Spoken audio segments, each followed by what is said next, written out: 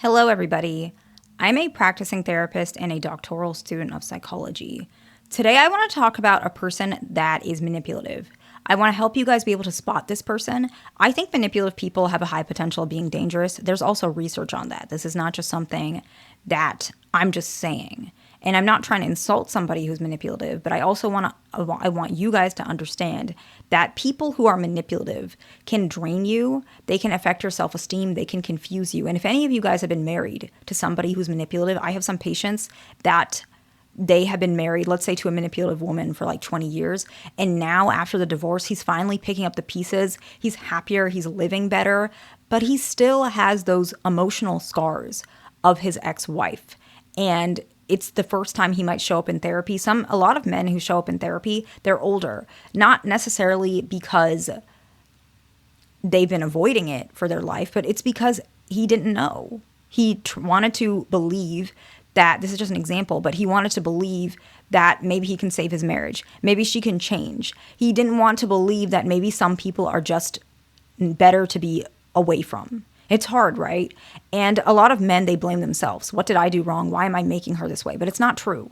Somebody who's manipulative is better typically to just stay away from. A lot of these folks need a lot of professional help. I work with people who can be manipulative, who are manipulative, and they are very challenging. They are one of the most challenging patients. These issues can be resolved, but it takes, I'm just being honest with you, it takes years. And that's from a professional standpoint. So it's going to be really hard to be married to someone who's not seeing a professional. And if you're a woman, for example, you've probably had a similar experience. Manipulative people, it's not specific about gender. It is unfortunately common in both aspects. It looks a little bit different, but today we're going to talk about the most common attributes that you see. And the first one is probably something you guys know. Everything is always someone else's fault. If maybe you did something in the marriage, maybe you made a mistake and it wasn't on purpose. Maybe you worked a little bit late and she's in a bad mood because you worked late. Okay, fine. That's reasonable. But then she says, well, the reason I cheated on you is because you were always working late. And maybe it was very uncommon that it happened. And that's not really an excuse, but she's almost denying the fact that cheating is a bad thing. Most people understand that cheating is not expected in a marriage or a relationship, but she throws it back at you. She might say, well, I only cheated because you were never around and he was there for me. She twists it. She's not even taking accountability. She's not even saying sorry. She's not changing. She's blaming you. And you might actually be like, oh, you're right. I do work late. You're being twisted. You're being manipulated. It's always someone else's fault. She might say, well, the reason I'm like this is because my dad left me. I am a person who has daddy issues. That's why, I need you to be with me 24/7. I need you to do A, B, and C. I don't want you to hang out with whoever. She might be aware. I think a lot of people get confused. People can be aware, but they still are blaming somebody.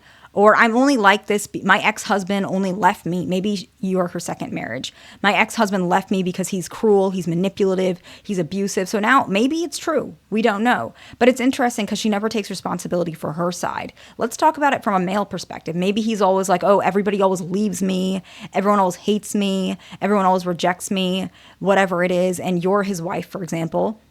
And you're thinking, oh, yeah, I feel so bad for him. I want to help him. But eventually, you're also the fault. He might say something like, all you're trying to do is leave me. You should stop working. Why are you always, talking to your friends? You shouldn't. And they're trying to manipulate you. And that's why the fault starts. A lot of people think the fault is just because maybe they have some sort of victim complex. It's true, but there is some goal typically. Usually, when everyone else is always the fault, you're going to be the fault too. That's what you don't understand. And eventually, that fault is not just going to become fault. It's going to become, I need you to do this for me. I need to control you. That's usually what happens with manipulative people. They tend to, at one point, they start showing up as controlling. They usually are hand in hand. The next one is they're always surrounded by drama or they create drama. This is not just particular with women. I see this with manipulative men too. They're always in the center of something. Maybe they cheated on their ex. And the story now is that their affair partner forced them, even though it's very clear that they didn't. Or maybe their story changes. That's a better way, because I don't want to use that example because unfortunately things like that can happen. But maybe they had an ex and they say, oh, they broke up with me and I did cheat on them, but I only did it for A, B, and C. It's only because this person wasn't giving me enough attention. It's not like I really wanted the affair partner. And there's always drama, or maybe their friends. There's always a blaming thing about their friends. Maybe their job. I see this a lot too. Their boss got mad at them. They showed up 15 minutes late, even though that's a very normal, like you shouldn't show up 15 minutes late, right? Most of us, we can lose our jobs if we show up 15 minutes late. And so they're just always creating drama, always about everything. And the reason that people who are manipulative tend to do this is because it gives them a sense of, it actually comes from that victim complex.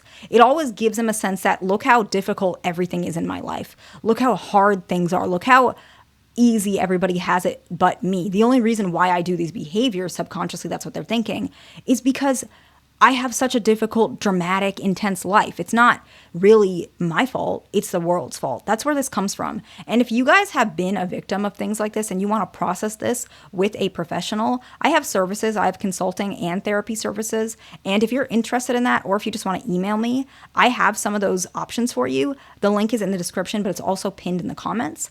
The next one is actually that many of their social supports are short-lived, or, and this is true, it's going to sound kind of silly, but maybe you guys, if you've experienced it, you can share that in the comments, or their long-standing relationships, like their mom or their dad, actually warn you about them.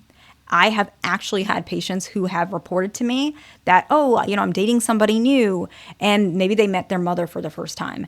And the mother is like, oh, I hope that, she takes care of you. I hope this one lasts, or, just be careful when she's in that mood. And let's say the patient, he will be like, I wonder what that was about. I'm not sure. Sounds like her mom is really mean and unsupportive. And it's interesting because it's a time to reflect. Well, okay, why do you think her mother said that, right? It could be that her mother's unsupportive, but do you think it's possible that her mother has seen time and time again that this woman treats guys poorly, and that she's kind of warning you that this is probably, it's not that she doesn't love her daughter, but she also, actually as a good mother, she doesn't respect her daughter's decisions because they're not right. And so if you see that that's happening, please be incredibly, incredibly mindful. This is not, at least, the least you could do is be on your toes. I'm not saying you have to break up with her immediately, but be very, very mindful, because most people don't just warn people out of thin air. If they sound very emotional and it's a very vindictive, okay, then maybe the mom's got some screws loosed. I can understand that. But if she says it in a calm way, it might be something to very much keep track of, right? It seems obvious, but you'd be surprised how so many patients miss this one. The next one is they're incredibly interested in what they can gain. You don't always have to hear them verbally say it, but you might see that that's how they talk. All relationships seem to be transactional, whether it's their friends, whether it's their boss, and you start seeing that with the relationship with you. The next one is that they have similar, it's almost like a subpoint. They have very low interest with giving to another person. If they can take, that's fine. They love taking. They ask for help all the time, and you're a kind person typically. Manipulative people reach out to people who are giving because they love taking, to be honest. And so you don't mind, but then you start realizing that you're always giving and you're always the one helping out. You're always the one showing up, and they have a very low interest in showing up and reciprocating that. The next one is they tend to complain without doing anything about it. They complain that they're single. They complain that no guy wants them. They complain that every girl leaves them. And you start, maybe you feel like, oh my God, I really want to help this person. But you start realizing they're not doing anything about it. They don't reflect and say, why does everybody leave me? Why do all my friends eventually stop talking to me? Why do so many people set boundaries? How come I have so many conversations? How come I get fired so often? An example, right? They don't reflect. They just complain. They don't fix it. And they almost, interesting enough, they almost like being in the victim seat, because now they're allowed to kind of take energy from other people by being a victim. Actually, you might be a victim of that. You're falling for kind of their story, their sob story. The next one is they live in a very specific idea of the world that is not rational and tends to lean heavily on the expense of others. Okay, so this one I do want to take a subpoint. This one is very common with people who have NPD, or it could be someone who is histrionic, borderline BPD. And a lot of these are common with people who have a personality disorder, but this one in particular is probably the most common. So someone can be manipulative and not have a personality disorder, but most people who have a personality disorder, they are manipulative to some extent, particularly narcissistic or histrionic. And I've only diagnosed maybe 3 people with histrionic, so it's pretty uncommon. And so I could be wrong about how common this trait is among histrionic folks, but almost all of them were like this. And histrionic individuals are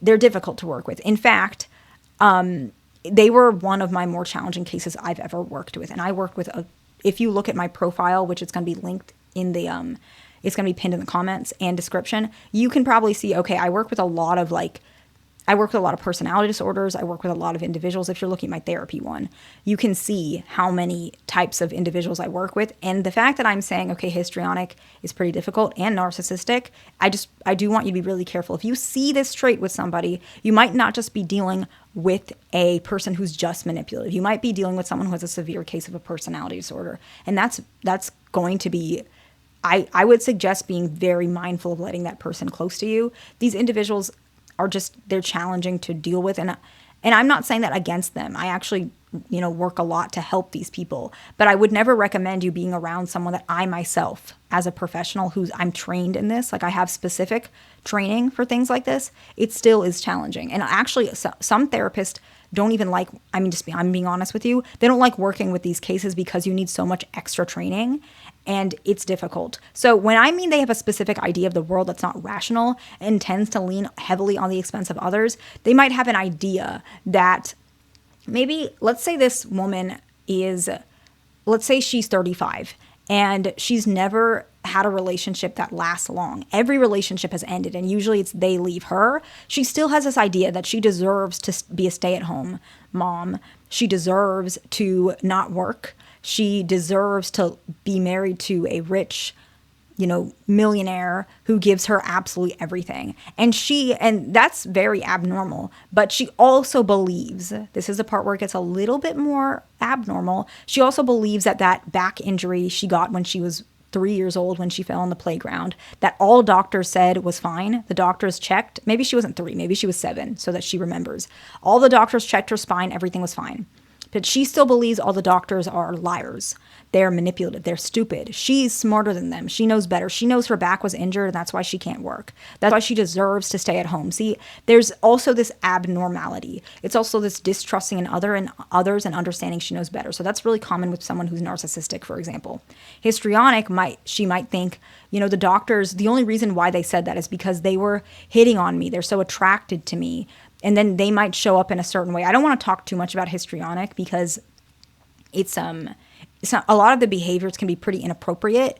All the individuals that I worked with that were histrionic were female, and so the inappropriate behaviors were not showing up with me, but they were telling me about things that were inappropriate. Like they do, most people. It's not just my caseload. That's just common, and so I'm not going to share that too much. But I hope that you guys get the idea of what a manipulative person looks like. This is just a idea. It's not really if one person has this point, it means they're manipulative. It's more like if you see a collection of these behaviors, it's something to really keep in mind that you might be dealing with someone that actually is dangerous. And so I hope this video was helpful. My goal is so that you guys can steer clear of people like this, or steer clear and maybe let them know that you think they need help so that they can resolve some of these issues, because it's not a happy place that they're living in. They might think so to some extent because a lot of this is syntonic. However, eventually their lives do deteriorate and struggle. So please keep that in mind. Hope this video is helpful to somebody. Please like, subscribe. I'll see you in the next one.